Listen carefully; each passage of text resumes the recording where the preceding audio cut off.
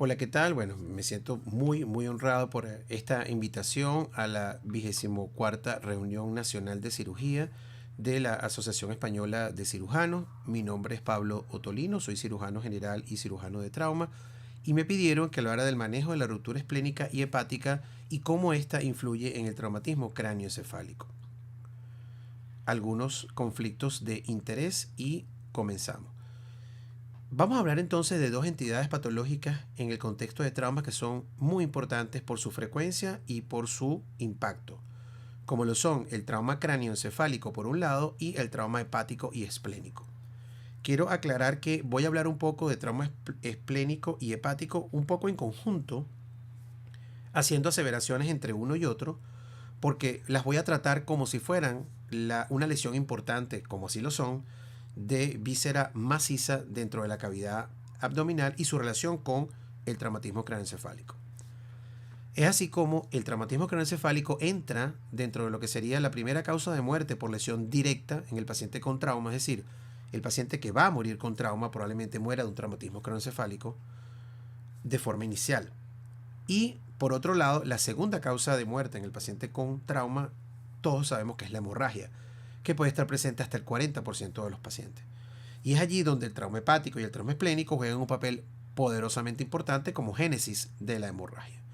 Hablemos un poco acerca del traumatismo cráneoencefálico como tal. Y es que el traumatismo cráneoencefálico fisiopatológicamente lo podemos dividir en una lesión primaria que puede ser ocasionada por un impacto directo, por desaceleración, por lesión penetrante u onda expansiva o por daño axonal. Y además de eso existe una lesión secundaria que es debida de forma directa a fenómenos de hipoperfusión o al compromiso de la perfusión cerebral y de manera indirecta a, por ejemplo, la presencia de hematomas expansivos o cualquier otra aumento, cualquier otra masa que haga aumento de la presión intracraneal, es decir, cualquier lesión de ocupación de espacio. Y fíjense, esto que es tan importante es que la lesión primaria debemos tener muy claro que es un fenómeno irreversible. Ya la célula está lesionada, la célula murió y no hay posibilidad de regeneración. En contraposición a la lesión secundaria, que definitivamente es un fenómeno reversible. ¿Recuerdan cuando se habla de enfermedad cerebrovascular, el área de penumbra isquémica, etcétera? Es decir, que hay unas neuronas que pueden ser recuperables. Acá pasa algo similar. Entonces, este fenómeno de lesión secundaria es donde nosotros debemos abocar nuestro mayor esfuerzo. Y comenzamos a hablar de unos conceptos que son poderosamente importantes, como lo son la presión de perfusión cerebral, que siempre debe estar mayor a 60 milímetros de mercurio, o la presión intracraneal, que habitualmente debe estar menos de 25 milímetros de mercurio o menos de 20 milímetros de mercurio, dependiendo del paciente.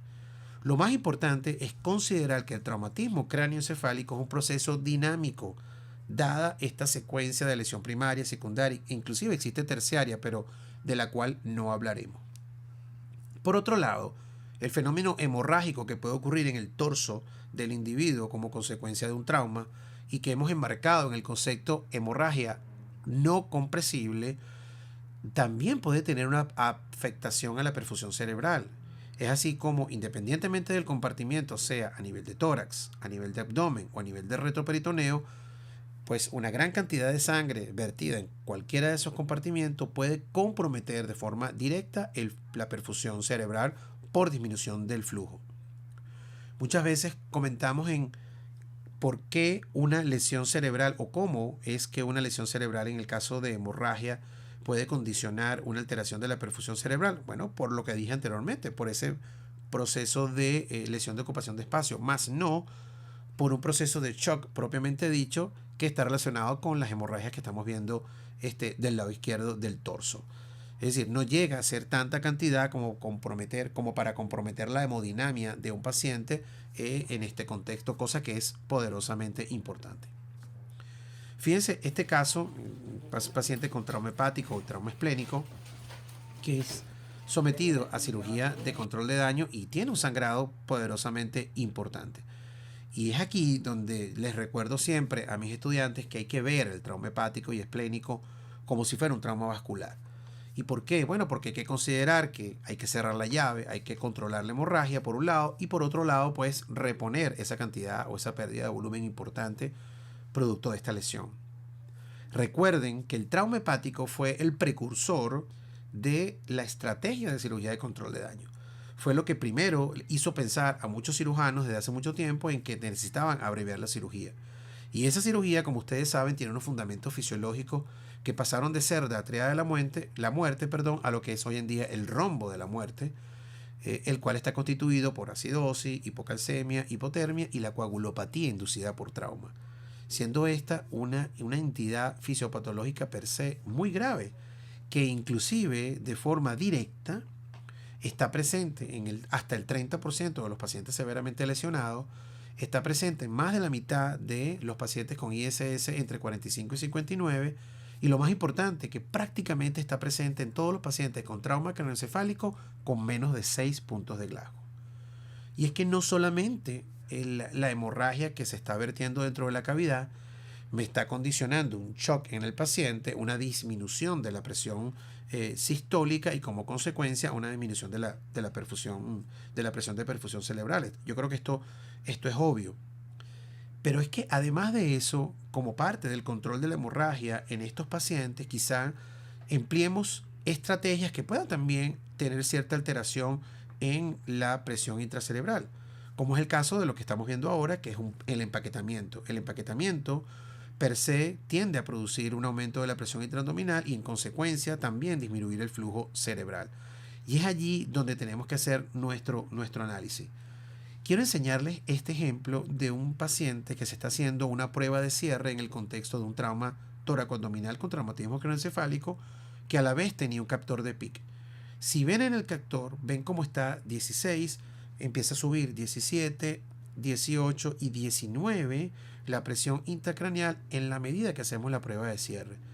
Y aquí es una muestra categórica de que la presión intraabdominal tiene una influencia directa sobre la presión intracerebral. Es así como en estos casos usted debe considerar no cerrar el abdomen para mejorar esa perfusión.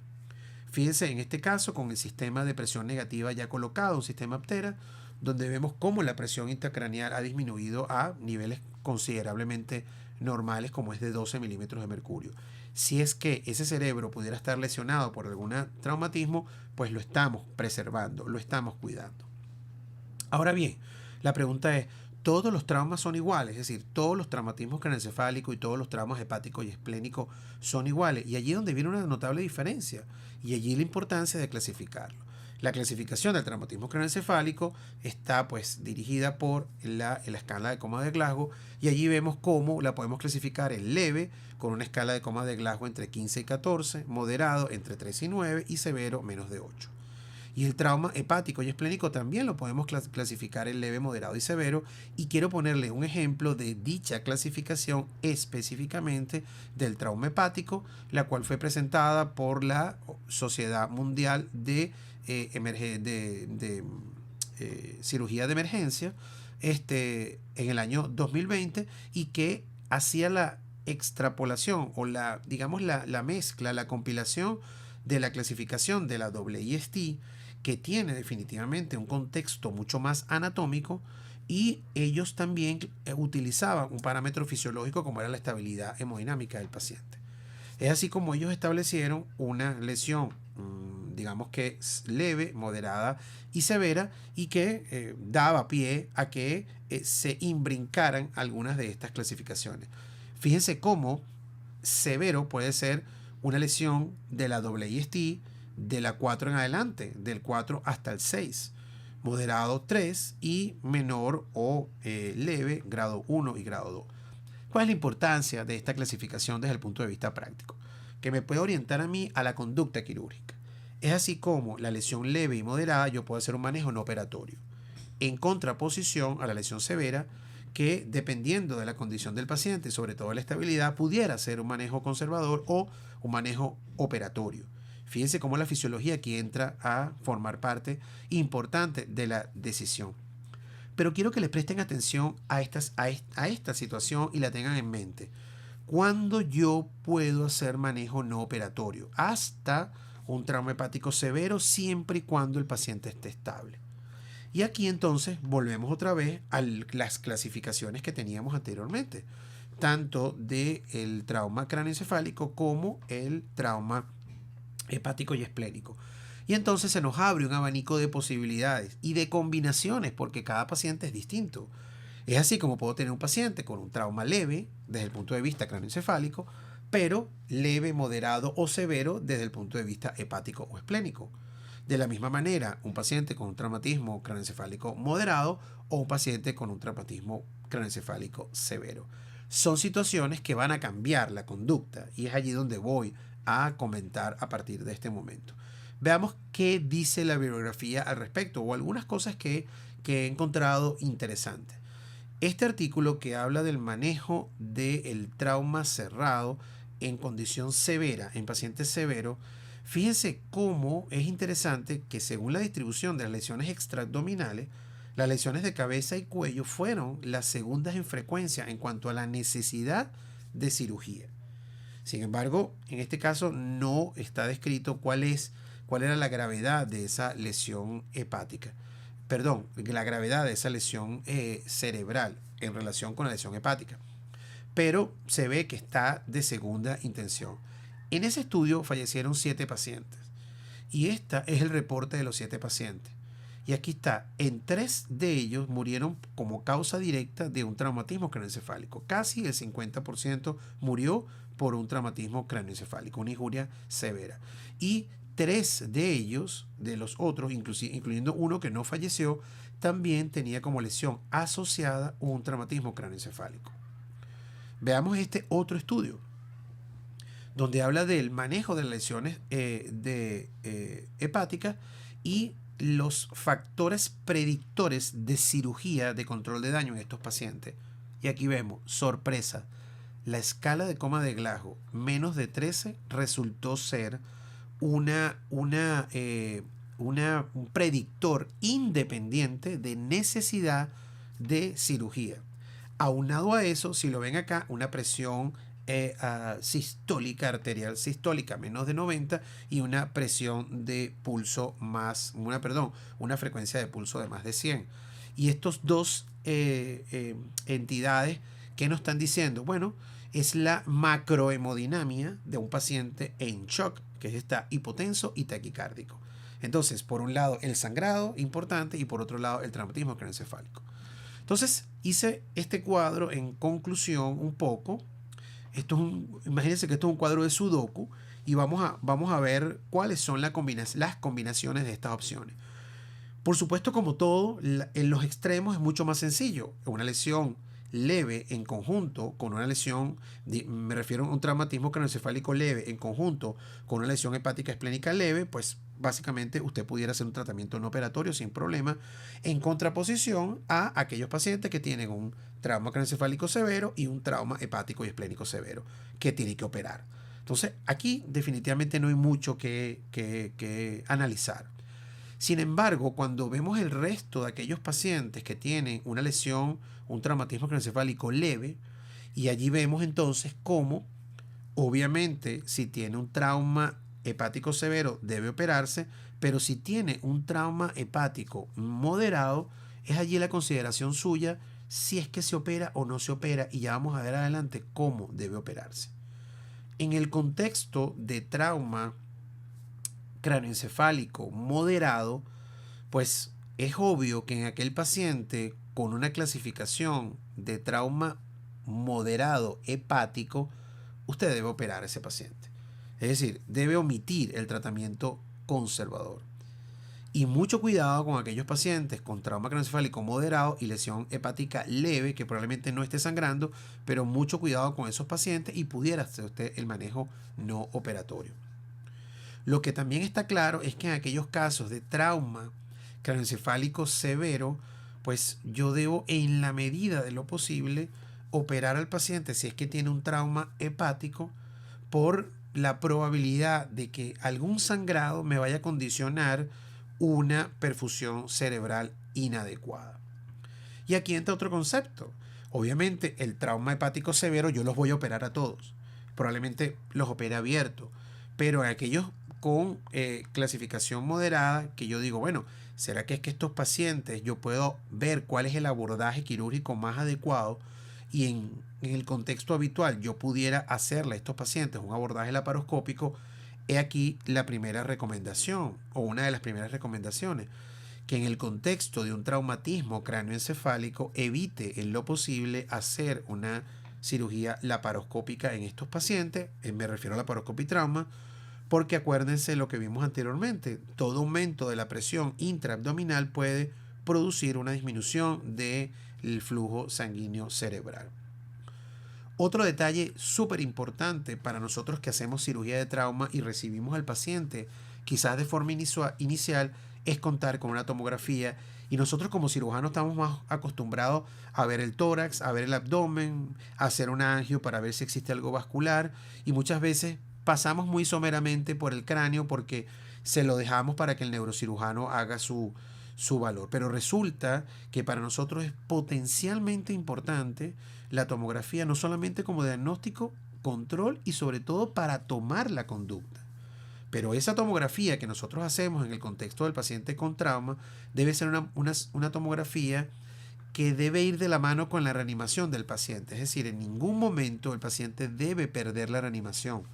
¿Por qué? Porque si hemos venido conversando de que esa hemorragia que puede estar en ese abdomen producto de estos traumas de víscera cerrada y que de víscera maciza, perdón, y que condiciona una disminución de la presión arterial sistólica, pues eso me va a disminuir la presión intracerebral y yo necesito reponer inmediatamente, por un lado cerrar la llave y reponer la volemia en las primeras 4 a 6 horas para tratar de rescatar todas esas neuronas que todavía no han sido afectadas por el trauma en esa lesión secundaria que ya había hablado anteriormente.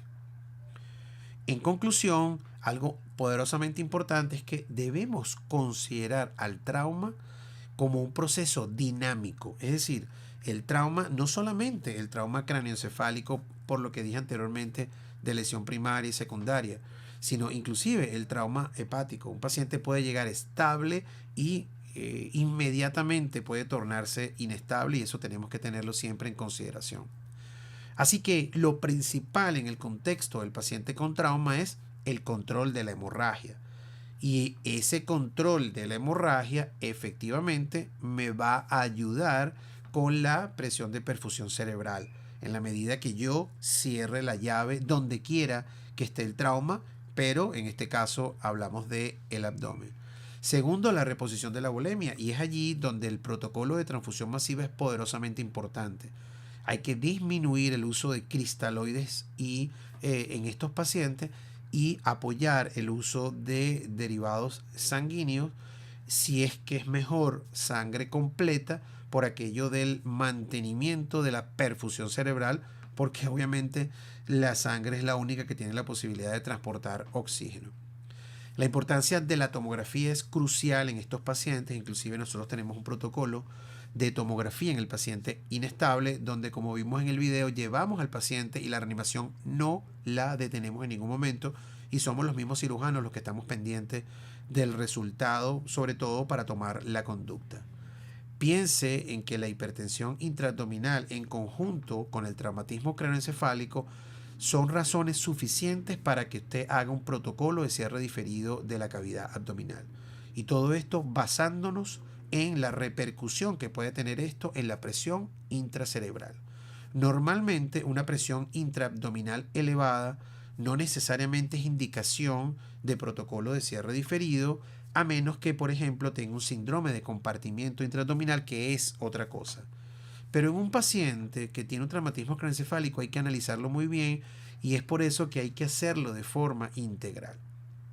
Y por último, un advenimiento que ha venido poniéndose de moda muy frecuentemente, que es el uso del balón de oclusión aórtico, el REBOA, que se utiliza a nivel prehospitalario, inclusive a nivel hospitalario para el control de la hemorragia, pues está contraindicado en aquellos pacientes que tengan traumatismo craneoencefálico severo, porque recuerden que si lo ponemos en zona 1, eso va a aumentar considerablemente la presión arterial por encima del diafragma y va a condicionar un sangrado poderosamente importante. Es así como quiero terminar diciéndoles que y la importancia del dinamismo del traumatismo craneoencefálico es proveer de forma inmediata oxigenación y volumen sanguíneo a ese tejido que ha estado pues comprometido por un trauma, y que a su vez la dificultad de brindarle a ese cerebro oxígeno y sangre adecuada está en relación con algún otro proceso intraabdominal que condicione un sangrado importante, como lo es el trauma hepático y el trauma esplénico. Espero que haya sido de su agrado y bueno, muchísimas gracias.